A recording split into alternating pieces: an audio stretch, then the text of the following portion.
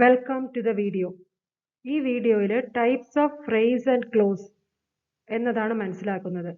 അതായത് ഫ്രേസിലും ക്ലോസിലും ചില പ്രധാനപ്പെട്ട ടൈപ്സ് ഉണ്ട്. അത് ഏതൊക്കെയാണ് എന്ന് ഇതിലൂടെ അറിയാം. A phrase is a group of words which has no finite verb. Phrase എന്ന് പറയുന്നത് ഒരു ഗ്രൂപ്പ് ഓഫ് വേർഡ്സ് ആണ്, അതിൽ ഫൈനൈറ്റ് വെർബ് ഇല്ല. A clause is a group of words that contains a subject and a finite verb. എന്നാൽ ക്ലോസിൽ finite verb ഉണ്ട്, അതും ഒരു ഗ്രൂപ്പ് ഓഫ് വേർഡ്സ് തന്നെയാണ്, പക്ഷെ അതിൽ ഫൈനൈറ്റ് വെർബ് ഉണ്ട്. ഫൈനൈറ്റ് വെർബ് എന്ന് വെച്ചാൽ ടെൻസ് കാണിച്ചു തരുന്നവ. എന്നാൽ ഫ്രേസിൽ ഫൈനൈറ്റ് വെർബ് ഇല്ല. എക്സാമ്പിൾ നോക്കുക, V play cricket in the evening എന്നുള്ളതിൽ ഇൻ ദ ഈവനിങ് എന്നുള്ള ആ ഗ്രൂപ്പ് ഓഫ് വേർഡ്സ് ആണ് ഫ്രേസ്. അതുപോലെ തന്നെ the white car, filled with fun, ഇതെല്ലാം നമുക്കൊരു സെന്റൻസിൽ ചേർക്കാം. സെന്റൻസ് ഫോം ചെയ്യാൻ ഈ ഫ്രേസുകൾ ഉപയോഗിക്കാറുണ്ട്, ക്ലോസുകൾ ഉപയോഗിക്കാറുണ്ട്. പക്ഷെ ഫ്രേസിൽ ഫൈനൈറ്റ് വെർബ് ഇല്ല, ക്ലോസിൽ ഫൈനൈറ്റ് വെർബ് ഉണ്ട്. A clause is a group of words that contains a subject and a finite verb. When it is raining, അതൊരു ഗ്രൂപ്പ് ഓഫ് വേർഡ്സ് ആണ്, അതൊരു ക്ലോസ് ആണ്, അതിലൊരു ഫൈനൈറ്റ് വെർബ് ഉണ്ട്, is. I need A book, അതൊരു close ആണ്, അതിലും ഉണ്ട് ഒരു ഫൈനൈറ്റ് വെർബ്, നീഡ്. അങ്ങനെ ഫ്രേസും ക്ലോസിനെ കുറിച്ച് വ്യക്തമായി മനസ്സിലാക്കാം. ക്ലോസ് ഇൻഡിപെൻഡന്റ് ക്ലോസും ഉണ്ട്, ഡിപെൻഡന്റ് ക്ലോസും ഉണ്ട്. ക്ലോസിൽ മെയിൻ ആയിട്ട് രണ്ട് തരത്തിലുള്ളവയുണ്ട്, ഇൻഡിപെൻഡന്റ് ആൻഡ് ഡിപെൻഡന്റ്. അതിൽ ഇൻഡിപെൻഡന്റ് ക്ലോസ് എന്ന് വെച്ചാൽ അതൊരു സെന്റൻസ് തന്നെയാണ്, സിമ്പിൾ സെന്റൻസ്. അതുകൊണ്ട് തന്നെ ഡിപെൻഡന്റ് ക്ലോസിനെയാണ് മൂന്ന് തരമായിട്ട് വേർതിരിച്ചിരിക്കുന്നത്. ഏതൊക്കെയാണത്?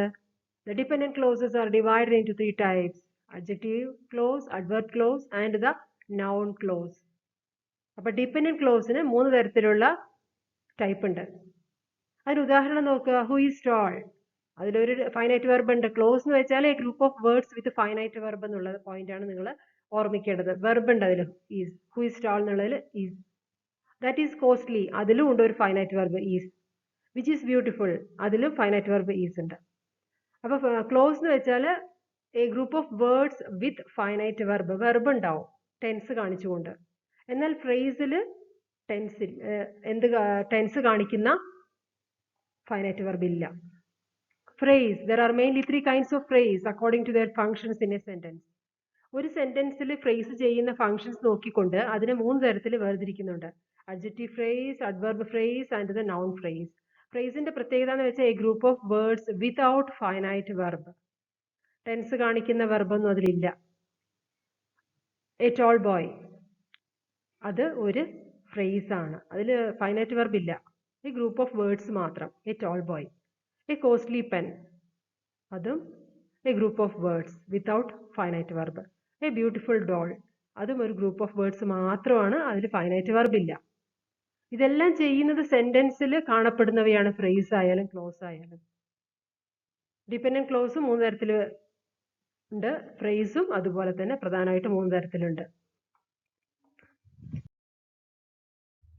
Adjective phrase, it acts as an adjective. അപ്പോൾ ഒരു സെന്റൻസിലത്തെ ഫ്രേസ് അഡ്ജക്റ്റീവിനെ പോലെയാണ് ആ സെന്റൻസിൽ നിൽക്കുന്നതെങ്കിൽ അത് അഡ്ജക്റ്റീവ് ഫ്രേസ് എന്നറിയപ്പെടും. എന്താണ് അഡ്ജക്റ്റീവ് ചെയ്യുന്നത്? നൗണിനെ വിശേഷിപ്പിക്കുക. It modifies the noun or pronoun. അപ്പൊ അഡ്ജക്റ്റീവിനെ പോലെ നൗണിനെയോ പ്രൊനൗണിനെയോ വിശേഷിപ്പിച്ചുകൊണ്ടാണ് ആ ഫ്രേസ് ആ സെന്റൻസിലെങ്കിൽ അതിന് അഡ്ജക്റ്റീവ് ഫ്രേസ് എന്ന് പറയും. I like to see a face with smile on it. ഇവിടെ വിത്ത് സ്മൈൽ ഓൺ ഇറ്റ് എന്ന് പറയുന്നത് എന്തിനെ കുറിച്ചാണ്? ആ ഫേസിനെ കുറിച്ചാണ്. ഫേസ് ചിരിയോടുകൂടി ഉണ്ടെങ്കിൽ എനിക്കിഷ്ടമാണ്, ചിരിച്ച മുഖം എനിക്കിഷ്ടമാണ് എന്ന് പറയുന്നു. They bought a chair made of steel. ഇവിടെ മെയ്ഡ് ഓഫ് സ്റ്റീൽ എന്ന് വിശേഷിപ്പിക്കുന്നത് എന്തിനെയാണ്? ചെയറിനെയാണ്. അതൊരു നൗണാണ്. The girl in white dress is my neighbour.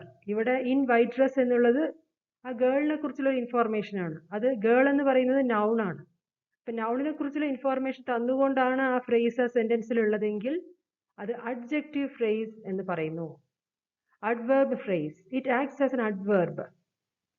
അപ്പോൾ ഒരു ഫ്രേസ് അഡ്വേർബിനെ പോലെയാണ് ആ സെന്റൻസിൽ നിൽക്കുന്നതെങ്കിൽ അത് അഡ്വേർബ് ഫ്രേസ് ആണ്. അഡ്വേർബ് എന്താ ചെയ്യുക? വെർബിനെ വിശേഷിപ്പിക്കുന്നു. That happen 2 years ago. ഇവിടെ 2 years ago എന്ന് പറഞ്ഞാൽ എന്താണ്? ആ സംഭവം നടന്നത്, ഹാപ്പൻഡ്. അത് ആ വെർബിനെ കുറിച്ചുള്ളൊരു അഡീഷണൽ ഇൻഫോർമേഷൻ ആണ്. The train stops at every station. എല്ലാ സ്റ്റേഷനിലും എന്താ നടക്കുന്നത്? ട്രെയിൻ നിൽക്കുന്നു. ആ വെർബിനെയാണ് അത് വിശേഷിപ്പിക്കുന്നത്. He failed in his test. In his ടെസ്റ്റിൽ എന്താ സംഭവിച്ചു? ഫെയിൽഡ്. അപ്പോൾ അവിടെ അത് വെർബിനെ കുറിച്ചുള്ള ഇൻഫോർമേഷൻ തരുന്നത് കൊണ്ട് അത് adverb phrase. Noun phrase, it acts as a noun. നൗണിനെ പോലെയാണ് ഒരു സെന്റൻസിൽ നിൽക്കുന്നതെങ്കിൽ ആ ഫ്രേസിന് നൗൺ ഫ്രേസ് എന്നറിയപ്പെടുന്നു. We enjoy playing cricket. Noun എന്താ ചെയ്യുക ഒരു സെന്റൻസിൽ? നെയിമിംഗ് വേർഡ്സ് ആയ നൗൺസ് ഒന്നുകിൽ സബ്ജക്റ്റ് ആവും, അല്ലെങ്കിൽ ഒബ്ജക്റ്റ് ആവും, അല്ലെങ്കിൽ കോംപ്ലിമെന്റ് ആയിട്ട് നിൽക്കും. അതേപോലെ നൗൺ ഫ്രേസും ഒന്നുകിൽ സബ്ജക്റ്റ് ആയിട്ട് നിൽക്കും, അല്ലെങ്കിൽ ഒബ്ജക്റ്റ് ആയിട്ട് നിൽക്കും. V enjoy playing cricket. ഇവിടെ പ്ലേയിങ് ക്രിക്കറ്റ് എന്നുള്ള ഫ്രേസ് നൗൺ ആയിട്ടാണ് നിൽക്കുന്നത്.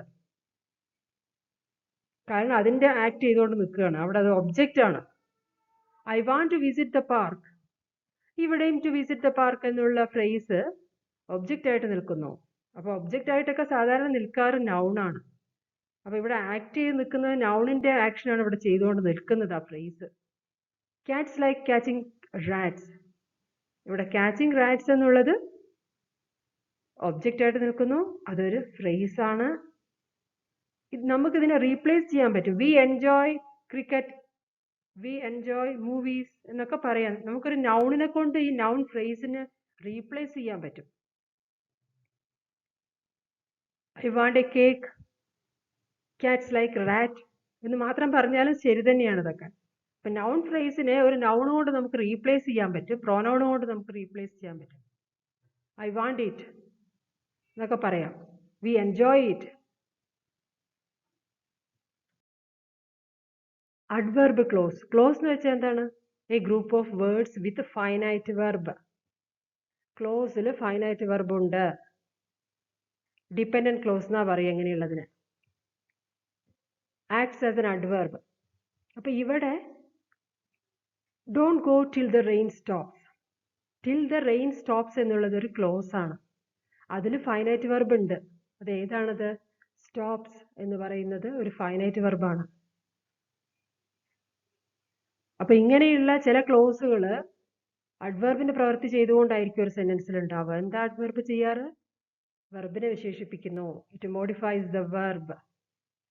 ടിൽ ദ റെയിൻ സ്റ്റോപ്സ് എന്നുള്ളത് വെർബിനെ വിശേഷിപ്പിക്കുകയാണ്. She is not clever as you are. എന്നെ പോലെ അത്ര ക്ലെവർ അല്ല.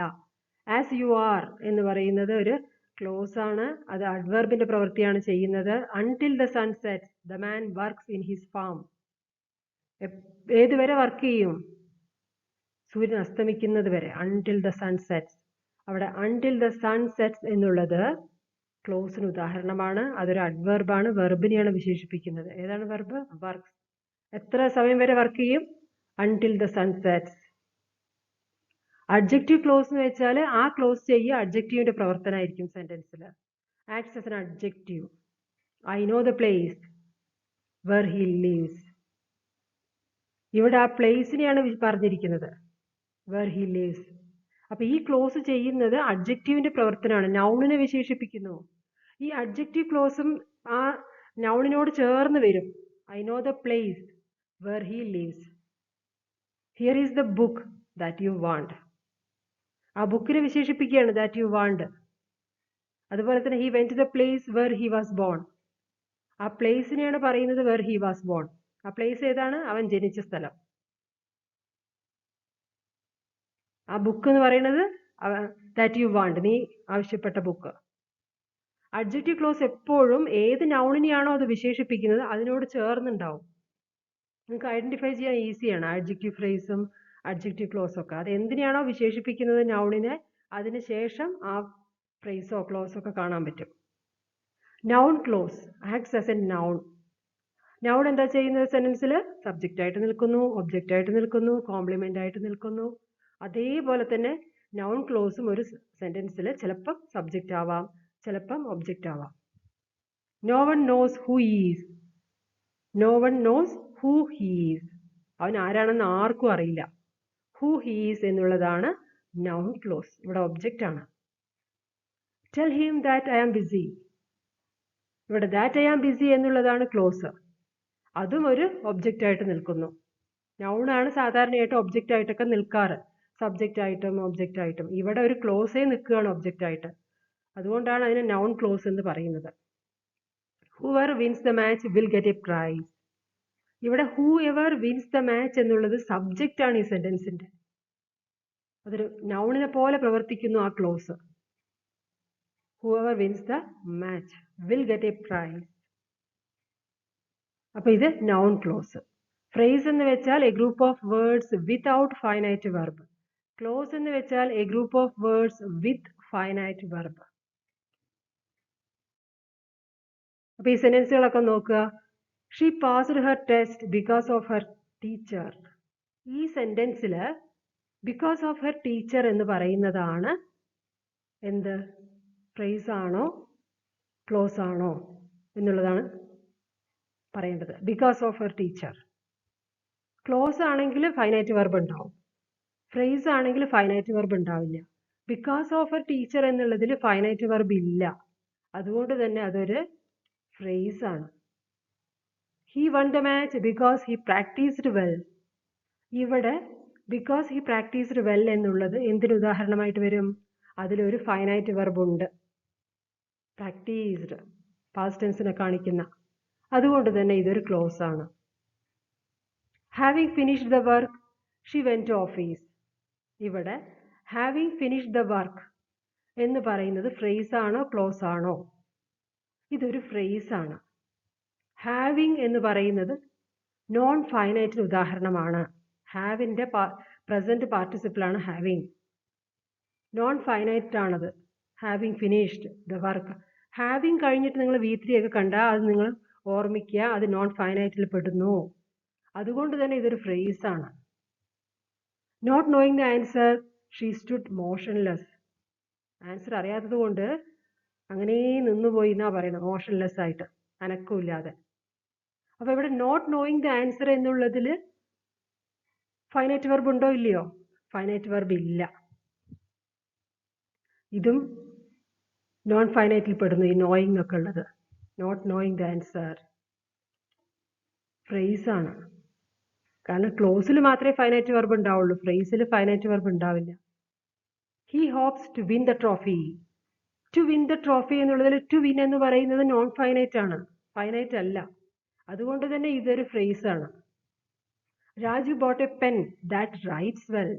ഇവിടെ റൈറ്റ്സ് എന്ന് പറയുന്നത് പ്രസന്റ് ടെൻസിനെ കാണിക്കുന്നു, അതൊരു ഫൈനൈറ്റ് വെർബ് ആണ്, അതുകൊണ്ട് തന്നെ ക്ലോസ് ആണ്. You can go wherever you want. ഇവിടെ വാണ്ട് എന്ന് പറയുന്നത് ഫൈനൈറ്റ് വെർബാണ്, ഇതൊരു ക്ലോസ് ആണ്. അപ്പൊ ഫ്രേസ് എന്ന് വെച്ചാൽ a group of words without finite verb. Clause എന്ന് വെച്ചാൽ a group of words with finite verb.